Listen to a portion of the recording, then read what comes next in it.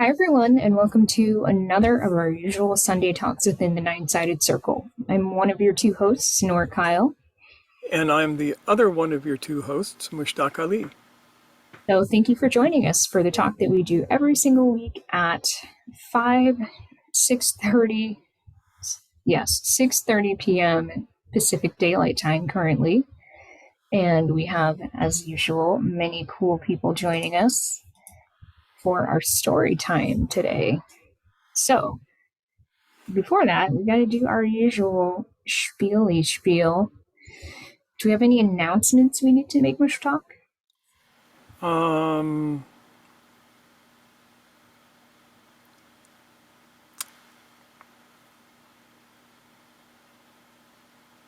Nothing comes to mind. I mean, everything, all of our fun stuff has either been announced or will be announced, but need not be announced now. Yeah, we got some things cooking.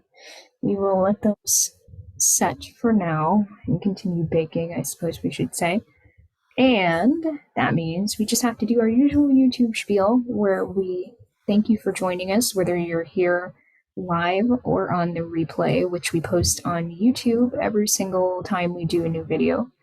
And it would be so amazing if you could join us in our mission to get to 1,000 subscribers so that we can join YouTube's partner program, hopefully in the near future, so that we can ideally demonetize our videos and get rid of a lot of these weird commercials that like to pop into the middle of our videos or at the beginning. We don't like them any more than you do, and we definitely often don't support what they're promoting. So, with that in mind, it helps us out so greatly if you subscribe with us if you haven't already and help us get to 1,000 subscribers. Other than that, you can help us out by liking our videos, ideally, if that's how you feel, honestly, or you Even if can. that's how you feel dishonestly, we don't know. Yeah, we would certainly appreciate it nonetheless. And either way, we would love your comments and questions in the comments below. We love getting those, and we do our best to answer every single one within reason. You don't have to be perfectly nice to us, but don't be rude. That's all we ask. Yeah. Ah, anything else, Mishtak? Subscribe, like, hit the bell, All of that stuff, all of that stuff. unfortunately, we all have to say to you time and time again. We're sorry. But thank you, and hope you'll continue with us this evening. 915 people who are subscribed to us. We're very Yeah. excited to have you here. Even though we may never know who you are, we're still excited. All right. So, with that said, this evening we have a little bit of a story time again, don't we? We do.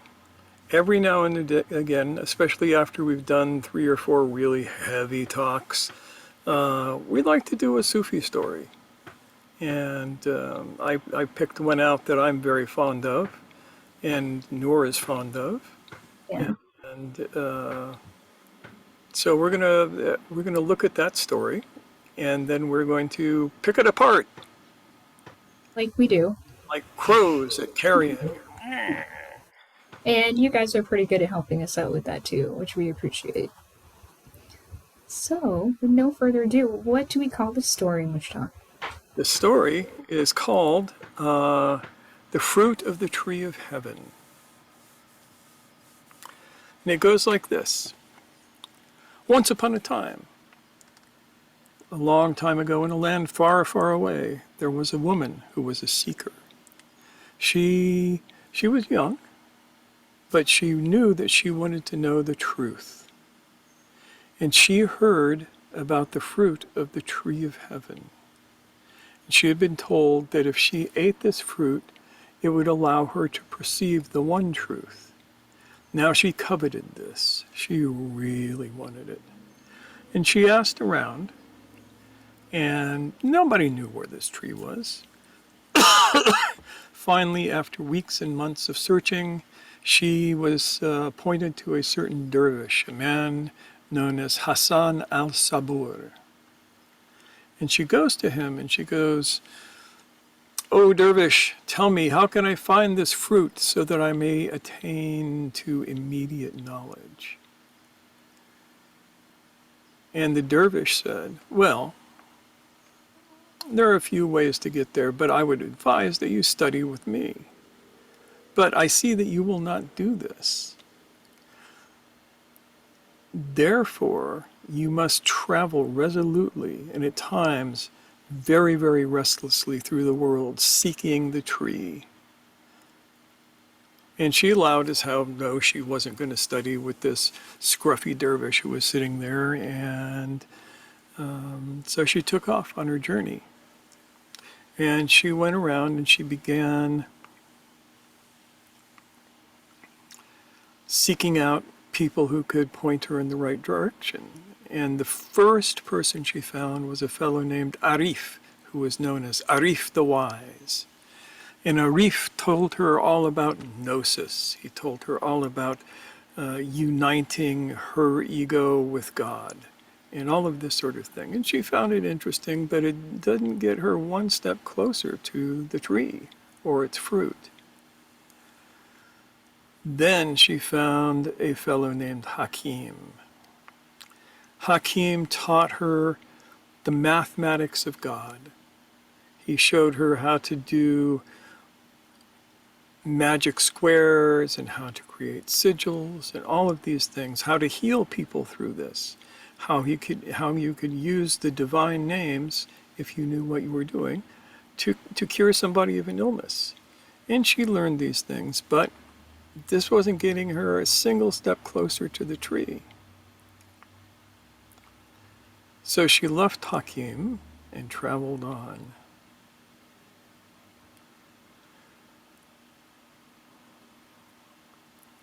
She came to another town in another place and looked for a teacher, and she found somebody who was called Madzub, the Mad.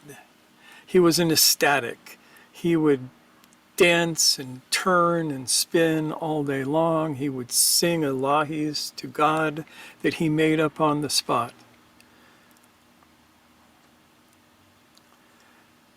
And she spent time with him. She sat in the dirt with him. She begged for food with him. She danced with him. She sang with him. She clapped her hands. She did all of these things. And it brought her no closer to the tree. So she left that town and traveled even further, so far afield. And finally, getting all the way down into Alexandria, she met Alim. And he taught her science. He taught her astronomy and optics and all of the wonderful mathematics that one could know. And again, it brought her not one step closer to the tree. And this went on like this year after year, finding a teacher, spending time with them, realizing that this teacher could not bring them to their goal. And so she left. She passed 30 years in her search. And finally, purely by accident, she came to a garden. And there in the garden stood the tree of heavens. Its branches hung with the fruit of heaven. And standing beside the tree was Hassan al-Sabur, the first dervish that she had ever met. She went up to him and said, "Why did you not tell me that when we first met that you were the custodian of the fruit of heaven?" He said, "Because you would not have believed me. You would have listened to me for a week or a month and then gone on your way looking for other things.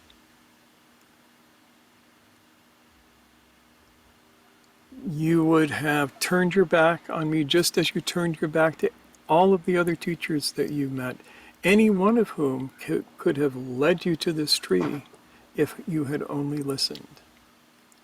And now, after 30 years of suffering, you're here.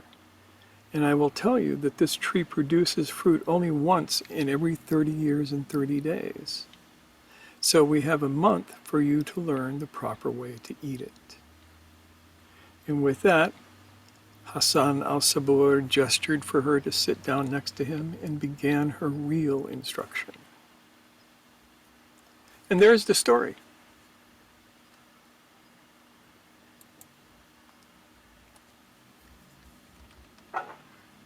What do you think?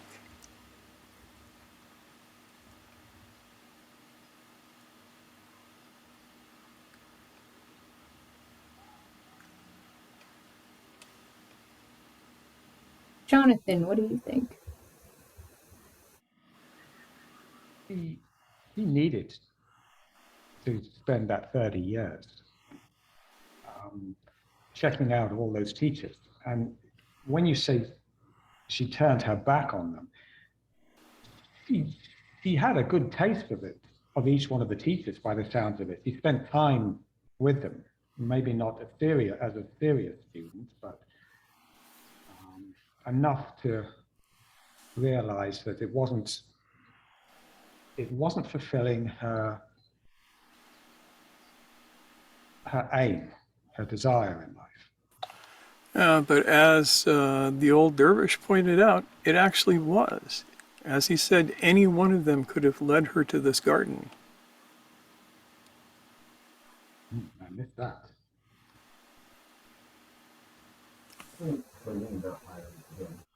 And she wasn't ready for it.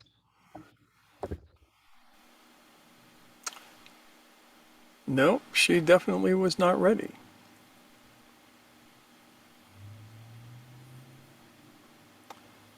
And we don't know if she's ready yet. She has a whole nother month to study before she can eat the fruit. Time is of the essence, huh? Yeah.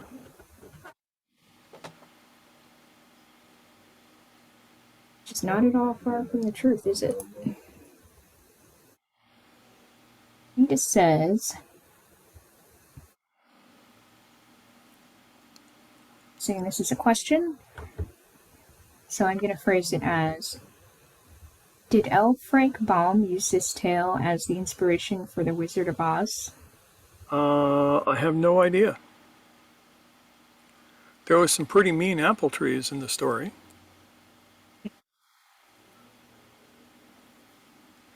But this is a universal trope in many ways. I like it because it's a woman who goes on this journey, not a man. So it doesn't always have to be the hero's journey. Right. And of course, the names of the various teachers are kind of a dead giveaway to what's going on. Hassan al-Sabur means Hassan the patient. Sabur means to have patience, to be patient. Arif is a Gnostic, somebody who seeks union. Hakim is a healer, usually, a sage. Madzub is a crazy person, an ecstatic. Adam is a logician and a scientist. Scholar. A scholar, yeah. Someone more academically inclined. Yep. And so you could think of each of those as a door that could have led her to the tree, but didn't.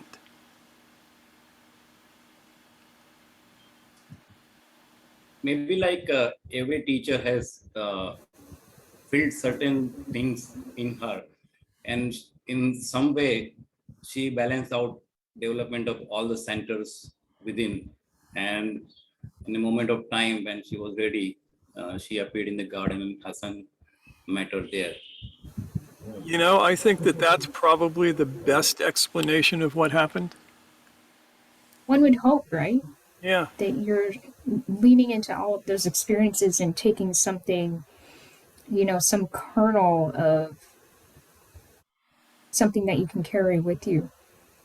So one can wish something, but then there is a process of becoming ready for that wish, and she passed through all that learning and to various with various masters and various teachers. And in a moment of time, when she was ready, she appeared in the garden, and her son appeared against her. And now again, there is a process of learning from a master that from within 13 days, 30 days, maybe she can have her wish fulfilled. Yeah, and that's an important thing because they say the fruit of heaven, if eaten incorrectly, will kill you. If eaten correctly, will grant you the one knowledge.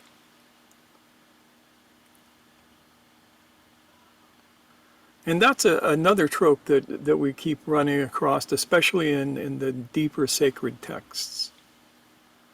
The one I like to quote is from the Spandakarika, where it says, that which frees the yogi enslaves the regular man. It's one of those things that you got to really think about.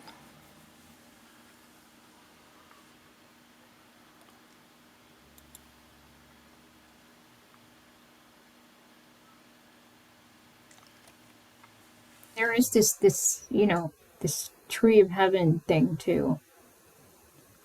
The motif in itself. Yeah. What do you think about that, Noor? Well, I mean, I think it says something about from the creation myths of uh, Bible in the Quran. You have this eating of a fruit from a tree that leads to changes in the quality of experience, right? Oh, yeah. Yeah. And it's going to change everything. Are you prepared for that? And if you're not, it's going to throw you for a loop.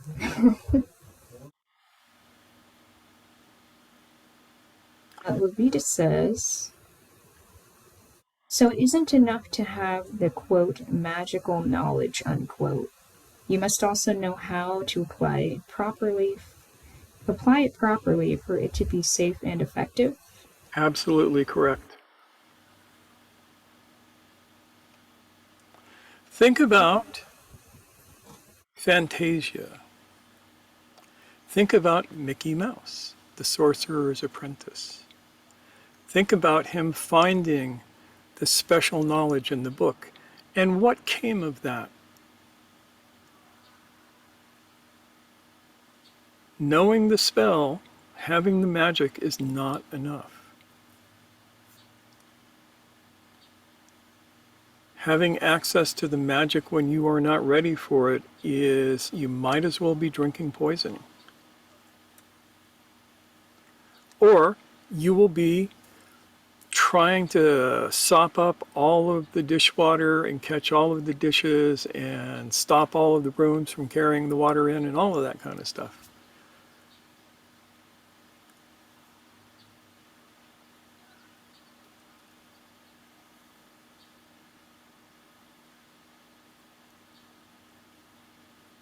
Something to be said about balance and restraint here, too, isn't there? Yep.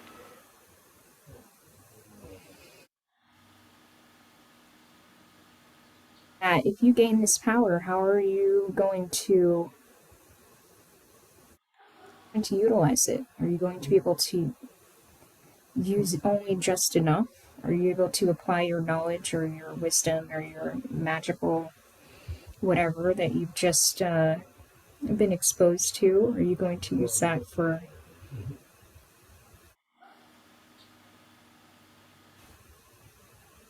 good? Or are you going to use it for things that tend to be harmful and maybe you don't even realize it? Maybe you do realize it.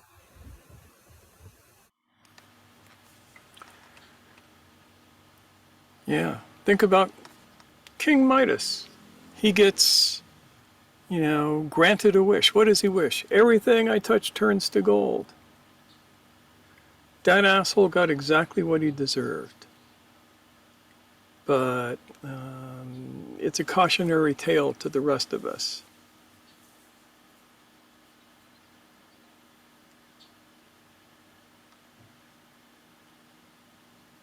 Sounds Destroy like, what you love because you weren't careful. Yeah. Jonathan, yep. yeah, it sounds like this is, it's necessary to reach a basic level of adulthood before you're responsible enough to be given the real teaching. That I'm glad means, you mentioned that. Yeah. yeah, Yeah, that 30 years, which might seem long to us these days, but is actually pretty reasonable. I mean, my path took me close to 30 years before I received my permission to teach.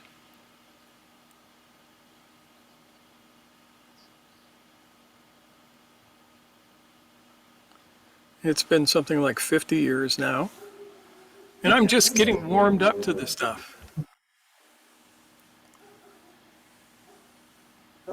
Um, that's a substantial of a lifetime just putting the work in, right? Yeah. Certainly relate to that.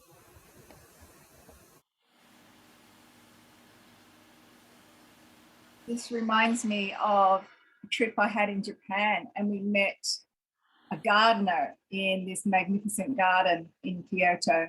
And we asked him how long his apprenticeship was. And he said he worked for his father, and his father did not let him cut anything in pruning until he died. So the father died, and that's when the son started cutting. Before that, he was just lifting and carrying and moving things around, and he was doing the most amazing job. But it was about being observant and learning until the father passed away. And I thought that's just such an epic apprenticeship, which was over 30 years. But I was thinking about this woman, if she was told the tree of life has already just borne fruit a month ago, and you will now have to wait another 30 years, would she have waited another 30 years? Now that would have been terrible. I mean, she lucked out because it had just fruited and it would take 30 days for the fruit to be ripe enough to eat. As opposed to if she had gotten there a month later and it would have been, oh, sorry. Yeah. But then she would have never found it. The whole thing with this woman is that whatever she did over that 30 years got her ready for that moment. At least we can hope. Because, Yeah. yeah, she would have to sit at the feet of this dervish and learn for 30 days. And we can hope that she was in a position to do that.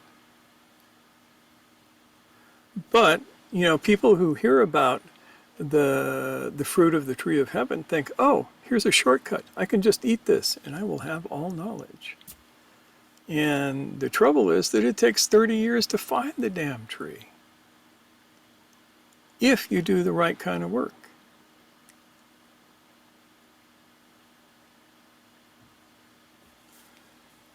This is not a popular story today because today we want everything to take, oh, I want to do it in a 6-week course. Or a weekend. Or a weekend course in enlightenment, and that's what I want to just be enlightened, and that's it. And retreat, yeah. Hate to break it. That's really not how this goes. That's a very difficult thing, working with people when you're teaching, and they think that if they've got even a fraction of the foundation work, they're done, they're ready, they're off, they can go and just learn all by themselves, and you still need a teacher. I guess it's a warning to our attitude and our own energy to keep learning and to stay open. It's endless. It's continuous. That's probably a better word. It's Yeah. continuous. Yeah. Some things you get a grasp, some things you don't. And you gain insights all the time. When something is learnt with depth, richness, and multi-layers, there's a different kind of satisfaction and joy in that. But until you've done it for a long time, you can't really explain that. You can't, everybody has their own experience of that. And she's probably developed something of that on her journey that she recognized something like that. Coming back to the first teacher, she would have had no recognition. She was probably right next to the tree. She didn't even know it was the tree. Yeah, she was Yeah. probably standing next to the tree the first time she talked to the old dervish. Yep. And I'm sure he, speaking of him being patient, he had to be willing to let her go and Yeah. let her take that journey of 30 years, knowing that it would be hard for her, but knowing that if she were to walk away, then obviously it was necessary.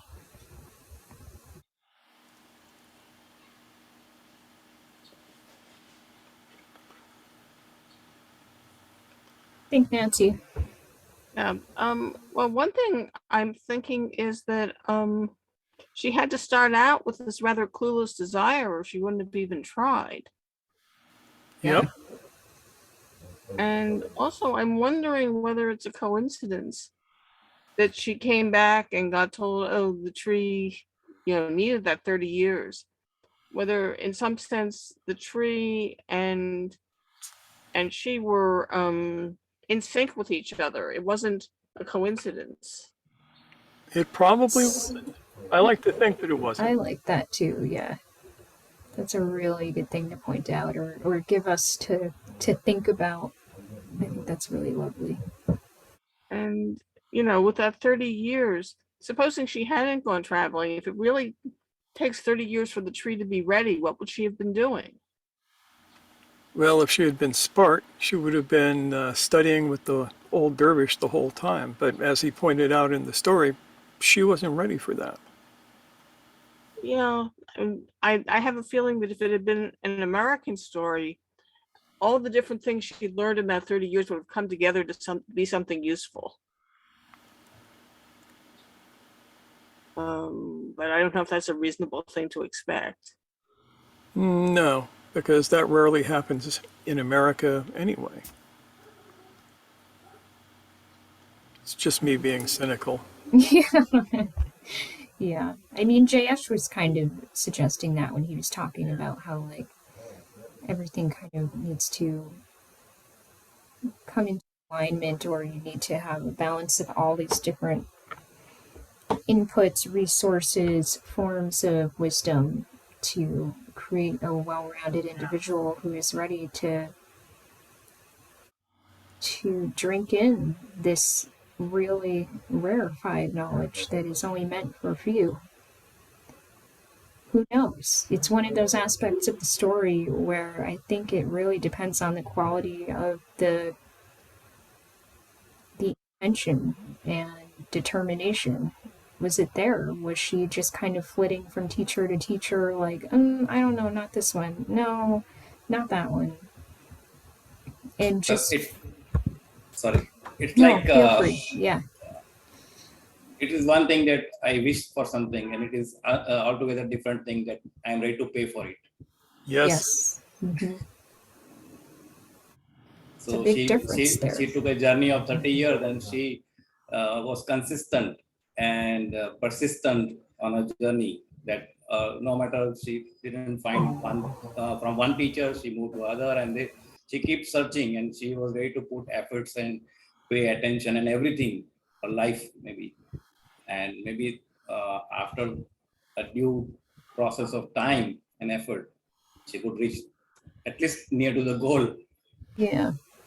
I think the way this story is told, I think it is meant to point to the kinds of individuals who tend to spin their wheels and hop from teacher to teacher, looking for that, that spark that's going to make them feel like, oh, I finally found it. I solved the problem. I'm suddenly enlightened. However, I do think there would be a way of telling this story in which it's exactly what you're talking about, Jayesh. I feel like that might be perhaps a slightly different tale, but with with great value. Yeah, and it could be the same tale because she learned from each of these teachers. It wasn't like she was ignoring what they were saying, but her focus was on something other than what they were teaching her. She wanted to find her way to the tree. And so, on the one hand, she was learning very, very useful skills and skills that eventually got her to the tree. And on the other hand, because she was focused on this goal out there, she was not able to truly be present with the teachings at the time. And yet, I think that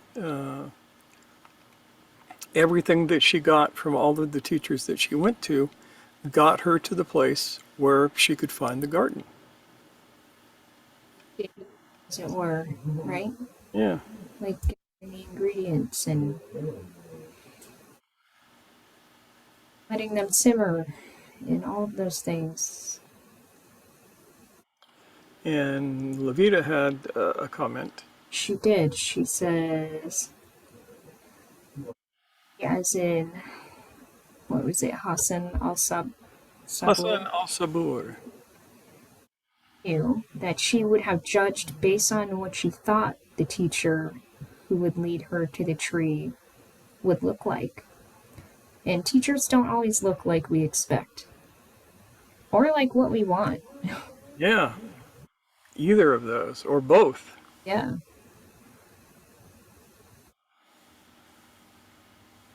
Sometimes teachers are cute little elfin blue-eyed ladies. And people don't notice because ladies can't be teachers. Oh, I scoff.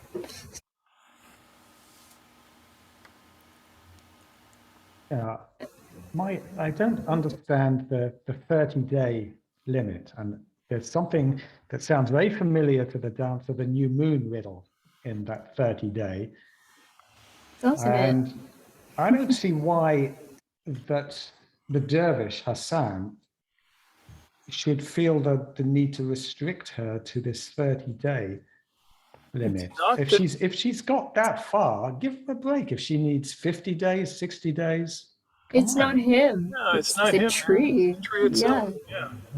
Well, can't she wait for the next flowering in 60 days or 90 days? There's not a next flowering for 30 years and another 30 years. Yes. Yeah. Oh, You have that's a problem. you have a window of one day when the fruit is perfect. It takes 30 years for the tree to flower and 30 days for the fruit to ripen to the point where it's edible. It's So not from something that anybody gets yeah. to have a pass on or anything. If you eat the fruit before it's ready, it will kill you. If you eat the fruit not knowing what you're doing, it will poison you and maybe kill you. So this is nothing that Hassan is setting up. This is what the tree has dictated. So it's got a cycle from harvest to harvest of 30 years plus 30 days. Yep. And magic trees have their reasons. Does that help, Jonathan, a little bit? It's another riddle. No question about that. Mustaqim, what do you think?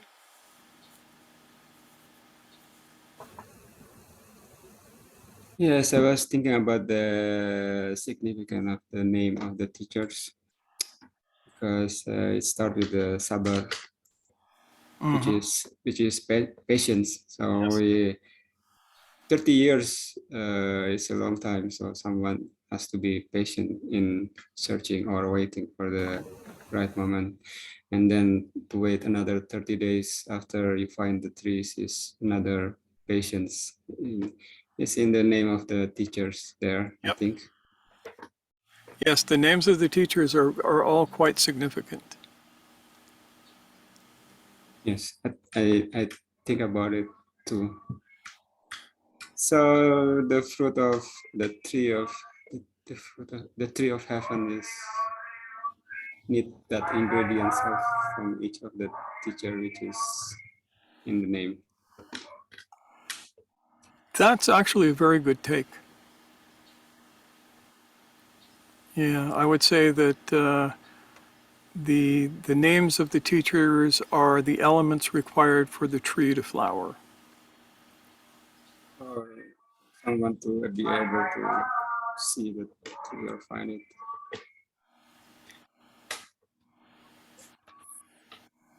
I didn't catch that. Did you, Mushtaq? No. Would you? I'm sorry, Mr. Keem. Would you repeat that? Oh, yeah, the the the experience with each of the teachers made the students able to see or found the trees. Yes. It's interesting though. I also remember about 99 names. The last name of the 99 name is Sabar. Yep. So it's like, yeah, you need patience to go through all the names. That's how I was understand before. And there's a lot of truth to that.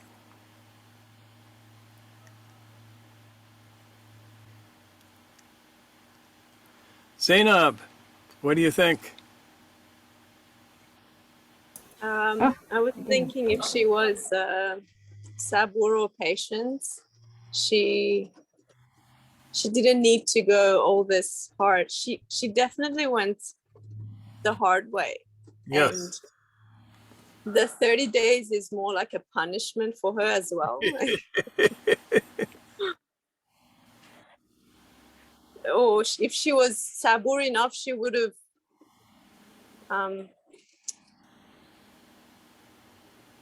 she could have stayed with the first teacher and learned. Yeah. Yeah, if she had stayed with the first teacher, she would have become somebody who attended to the tree. That would have been a whole different path. Spending 30 years watering the tree, weeding it so that it could grow in the most healthy way possible, and then one day there's fruit.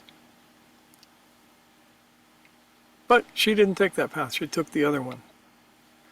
Both would have gotten her to the same place. So we have a thought from C. Yes. She says, every 30 years, these are cycles of time slash space slash matter and renewal. And something else that I'm not getting. Yep, That they might are be. that. But It that takes is 30 good stuff. years it takes 30 years to go through your Saturn return. If you're into astrology. I see Jayesh knows exactly what I'm talking about. I was about to tell that.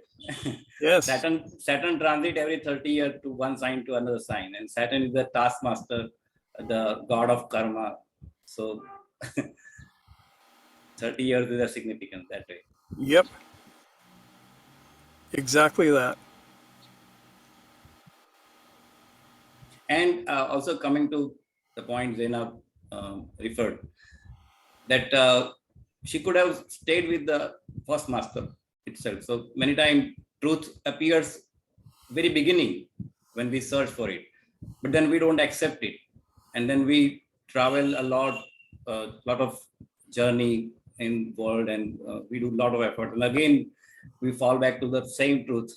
But Yep. then we need that time to understand that this is the truth, and it was presented on a very first day on my journey, and this depicted in a slightly another way in the Indian mythology, that Shiva and Parvati have two sons, Ganesh and Kartikeya, and they were asked that you have to travel, so you have to make to travel to whole the universe. I'm not exactly remembering the story, but then essence is like this. So Kartikeya was very swift, and he started his journey, and he started for running and everything, and but then Ganesh was very heavy, he could not move. So he started doing pradakshina, the rounds of his own parents, Shiva and Parvati, and he completed without any effort. And Kartikeya has to run through entire universe to complete that journey. So she says that's a good point. It's very near, but it's so far. And yes. It depends upon the individual perception and being and kind of thing. Yes. Yes. So C says that's a good point. Sometimes the fruit appears almost right away. Right away, yeah. Yeah, but I mean, do we perceive it when that happens? And if we don't, and are we ready for it? Yeah. Mm-hmm. Yep.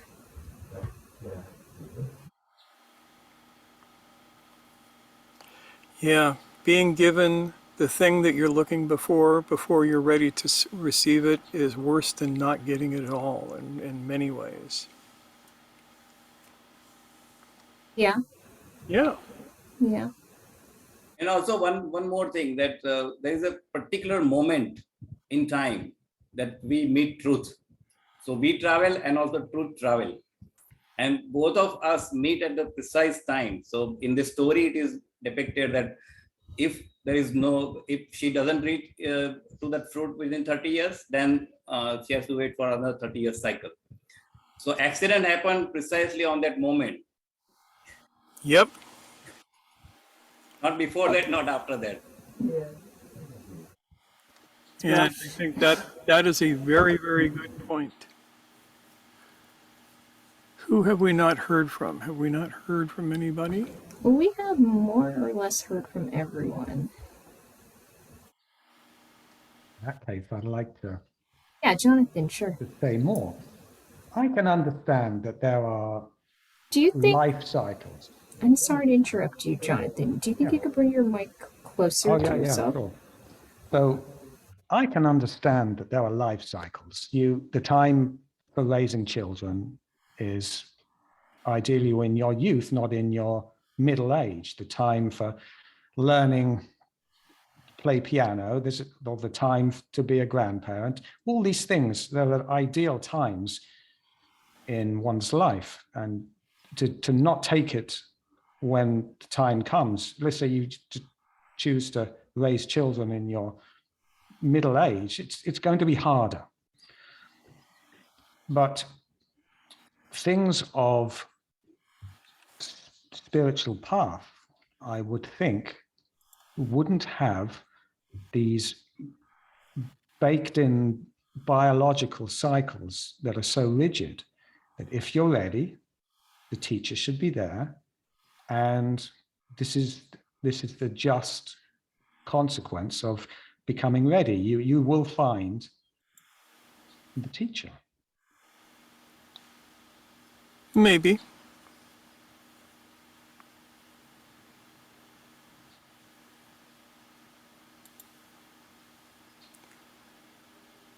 See, the thing is, there are no guarantees.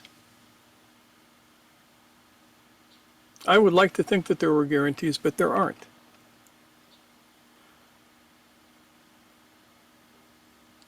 Hazard is a thing. That random little bit of chance is part of all of this. And so many people get suckered by the idea that, oh, if I'm ready, the teacher will be there. And there are two things that come to mind with that. What makes you think that you're ready? And what makes you think that the teacher has to be there? You have no right to a teacher. And you cannot determine whether or not you're ready. This is why all of these spiritual hucksters are so successful, because they get people to think, oh, I'm ready and here's the teacher. And they are obviously not ready, and this is obviously not the teacher, and yet they they end up there and their lives often get completely ruined. So you have to bear in mind at all times that nothing is written in stone. You don't have to find the teacher. Failure is possible.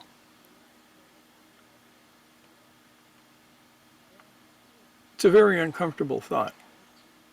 It's kind of a miracle then that she shows up at the time that she does. Yeah, and one can assume that she grabbed that moment of the transition between fate and destiny, that she had managed to wake herself up enough that she could find her way there.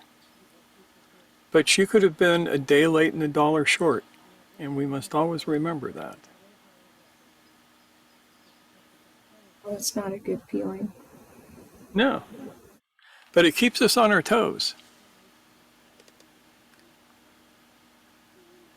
Hey, that's what keeps us from feeling like, oh, I can do whatever, and it's gonna Yeah, just fall in my lap. That's part of the motivation to stay awake, right? Is to be ready to see those moments for what they are. yes.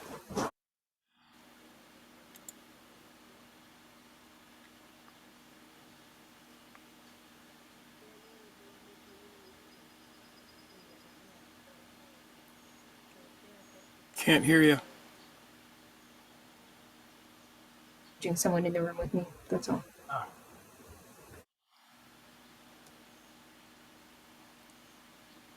Well, that's pretty much all I got for this particular evening. It's one of those things to perhaps listen to again or just simply let simmer. Yeah.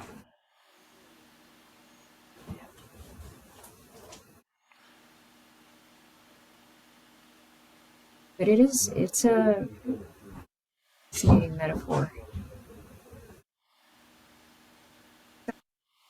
Either.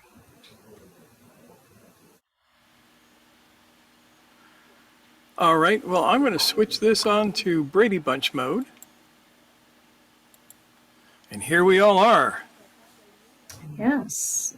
Thank you so much for joining us, everyone. I hope that you all enjoyed this little story time because sometimes we just like to wheel it back and take a little bit more of a low-key approach. Just spend some time together thinking about some fascinating tales that we've heard over the years and sharing them with you. So we can, now that we're on Brady Bunch mode, we can wave to each other and to everyone who is watching on YouTube on the replay. Thanks for joining us, and we will see you next time. Bye. Bye.